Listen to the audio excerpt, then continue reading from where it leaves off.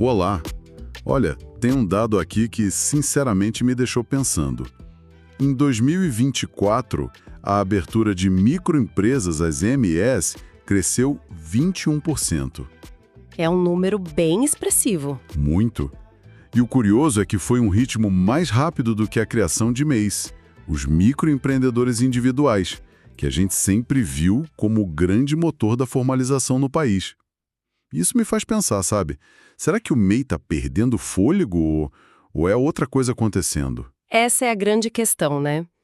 Eu acho que o MEI continua sendo um sucesso, uma porta de entrada, assim, fantástica para milhões de pessoas. A simplicidade é o gênio da coisa. Ah, sem dúvida. Você entra na internet, abre um CNPJ de graça, na hora, no dia seguinte já está emitindo nota, abrindo conta em banco, pode contratar um funcionário.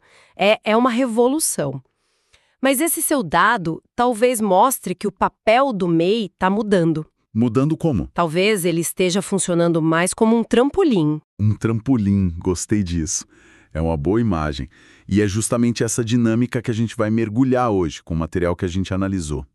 A ideia é entender as regras do MEI, os limites, as obrigações e o que vem por aí, principalmente para 2026. Exatamente. A gente quer decifrar por que tanta gente está dando esse próximo passo, saindo do MEI para ME e como fazer isso do jeito certo. Perfeito.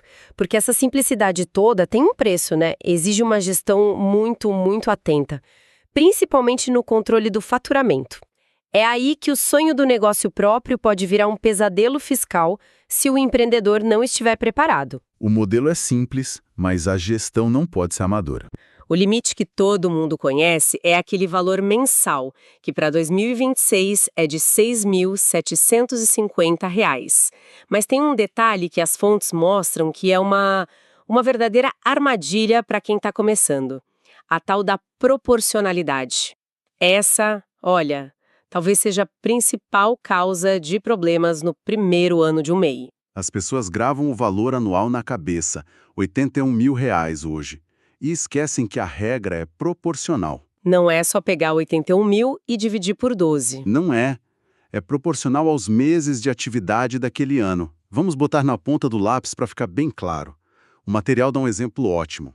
Digamos que eu abra meu MEI em agosto. Eu não tenho R$ 81 mil para faturar até dezembro. De jeito nenhum. A conta é outra. É agosto, setembro, outubro, novembro, dezembro. São 5 meses. Então, meu limite é 5 vezes os 6.750.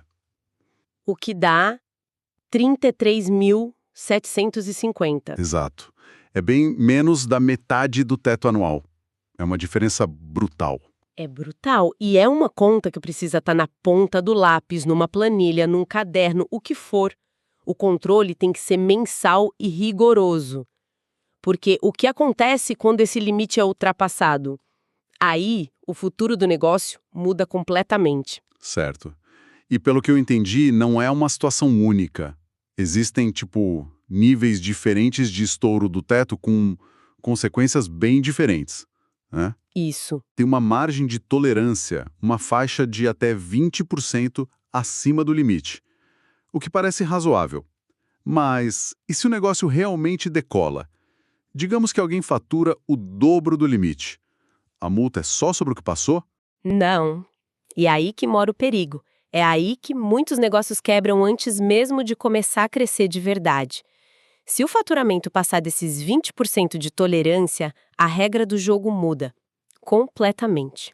A palavra que o empreendedor precisa ter tatuada na mente é... Retroativo. Retroativo? Isso soa caro. O que isso quer dizer na prática? Quer dizer que a Receita Federal olha para você e diz: ah, você faturou tudo isso, então você nunca foi MEI este ano. O desenquadramento vale desde o primeiro dia de janeiro daquele ano. Nossa. Desde o começo do ano? Ou desde a data de abertura, se for no mesmo ano. Uau! Vamos colocar num cenário prático. Pensa no João, que tem uma pequena oficina mecânica. Ele trabalha o ano todo faturando ali seus 6, 7 mil por mês, tudo certo. Ok. Aí em novembro, ele pega um serviço gigante para uma empresa, emite uma nota de 40 mil reais E pronto. Estoura o teto anual em, sei lá, 30%. O que acontece com ele no dia 1º de janeiro? Ele acorda devendo o imposto do ano inteiro que passou. É exatamente isso. Ele vai ter que contratar um contador correndo, levanta todo o faturamento do ano, desde a primeira nota de janeiro, e recalcular todos os impostos como se ele fosse uma microempresa desde o início. E as alíquotas da MEI são bem maiores. Começam em 4%, bem mais altas que a taxa fixa do MEI. E o pior, essa conta toda virá com multa e com juros. É uma pancada financeira que, assim, pode ser devastadora. Eu entendo a lógica do fisco, mas para o pequeno empreendedor isso não soa como uma armadilha. Ele é punido justamente por ter tido sucesso, por ter crescido rápido demais.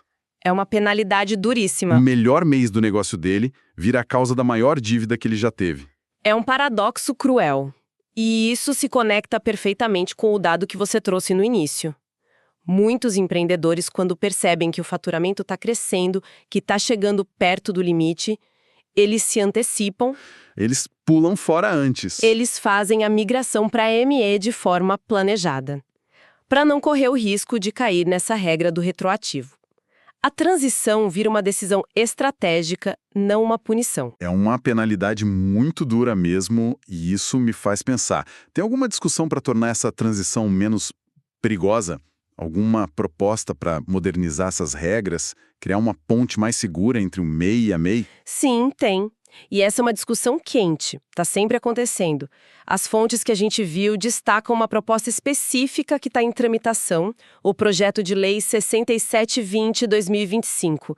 A ideia é justamente atacar esse abismo que existe hoje. E o que essa proposta traz de novo? A mudança principal seria aumentar o teto de faturamento anual para R$ 140 mil. Mas não é só isso, e aqui está o pulo do gato. Ah, tem mais coisa. Tem. A proposta cria uma faixa de transição.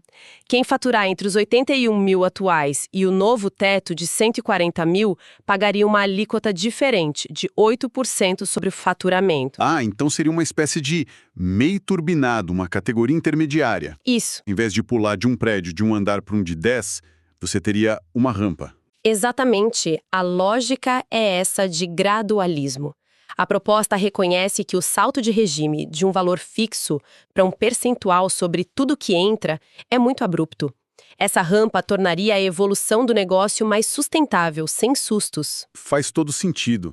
Mas, enquanto essa rampa não vira realidade, o MEI precisa lidar com as regras de hoje, que, pelo que eu vejo, estão ficando mais rígidas em outros pontos também, certo? Ouvi falar de uma nova exigência na nota fiscal, por exemplo. Correto. O cerco da fiscalização está se fechando, o que é natural com a digitalização de tudo. A regra da nota fiscal, por enquanto, é a mesma, obrigatória para vendas a outras empresas APJs e opcional para a pessoa física, ao consumidor final, a não ser que ele peça. Isso. Mas já existe um prazo para isso mudar. A previsão dentro da reforma tributária é que, a partir de janeiro de 2027, a emissão seja obrigatória para todas as transações, sem exceção. É um controle total sobre o faturamento. Total. E nesse mesmo sentido, uma outra mudança mais sutil já está em vigor desde abril de 2025. Que é? A obrigatoriedade de informar o Código do Regime Tributário, o CRT, em toda a nota fiscal eletrônica. Para o MEI, o código é o 4. Ok, parecia um detalhe técnico, burocrático. Mas por que essa exigência agora? Qual o objetivo por trás de mais um código para preencher? Padronização e automação da fiscalização. Com esse código, o sistema da Receita Federal identifica na hora que aquela nota foi emitida por um MEI.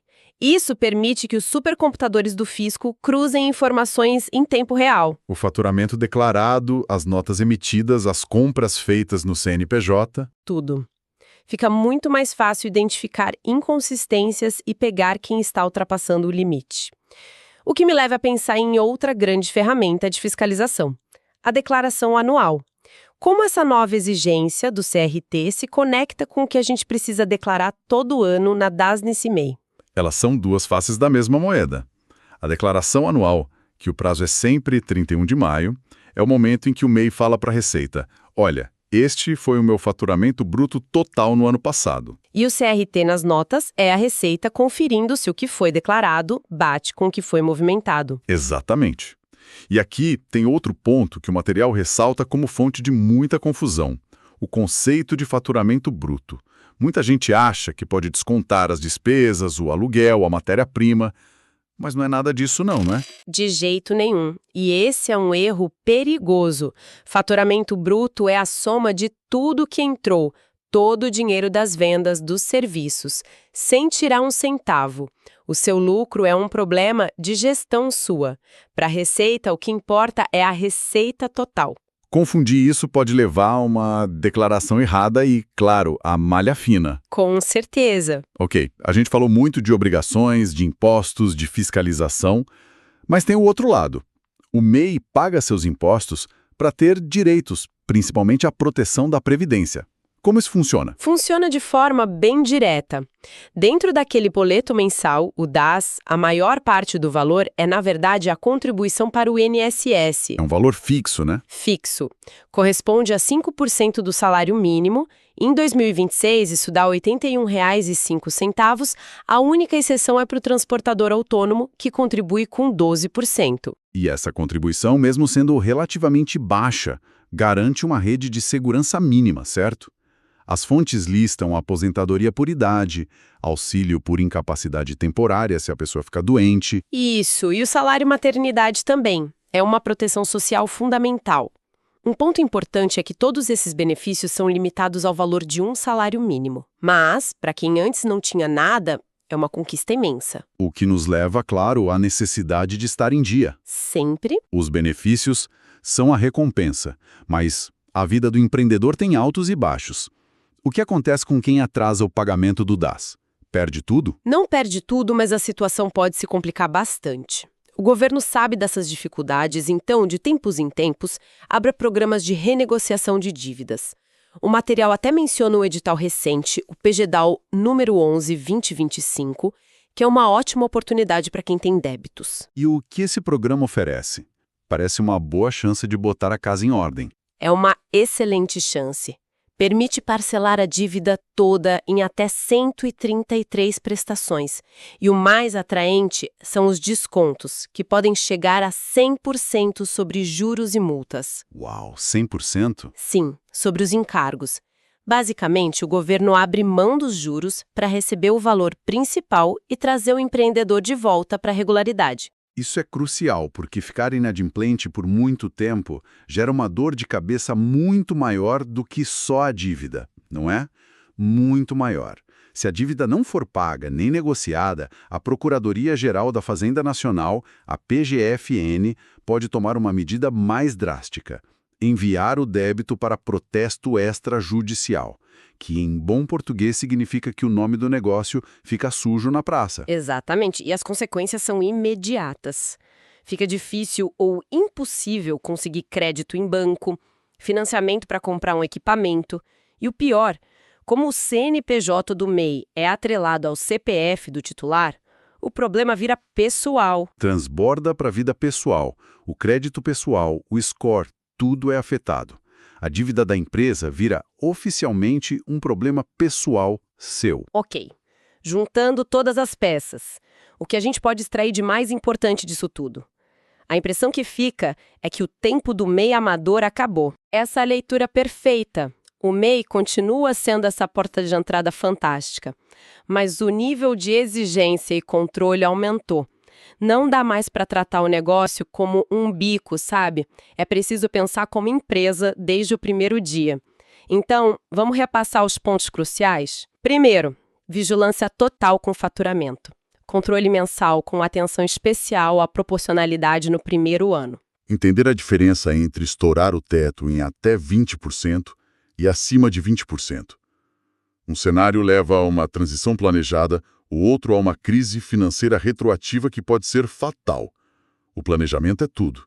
As novas regras, como esse código CRT4 nas notas e as que vêm por aí, mostram uma tendência clara de formalização e cruzamento de dados. A gestão fiscal tem que ser levada a sério. E por último, estar em dia com o DAS não é só uma obrigação. É a garantia da sua proteção previdenciária, da sua família, e é o que mantém sua saúde de crédito. É o passaporte para o crescimento. Grande conclusão, então, parece ser que o MEI deve ser visto mais como um degrau fundamental e talvez temporário, do que como um destino final para a maioria dos negócios. Precisamente.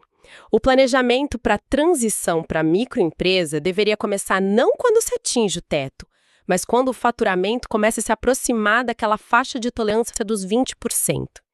A pergunta do empreendedor não deve ser se ele vai virar MEI, mas quando e como ele vai fazer isso de forma estratégica. A transição tem que ser uma escolha, não uma penalidade. Exato. Excelente. Para a gente fechar toda essa discussão sobre aumentar o teto, criar faixas de transição, me deixou com uma reflexão final. Toda essa legislação levanta uma questão sobre a própria identidade do modelo MEI no Brasil. Ele foi desenhado para ser um estágio inicial, um verdadeiro trampolim para o crescimento, ou deveria se adaptar para abrigar negócios que são permanentemente pequenos, mas que talvez faturem um pouco mais do que o limite atual? Pensar nisso talvez ajude cada empreendedor a definir a própria estratégia para o seu negócio.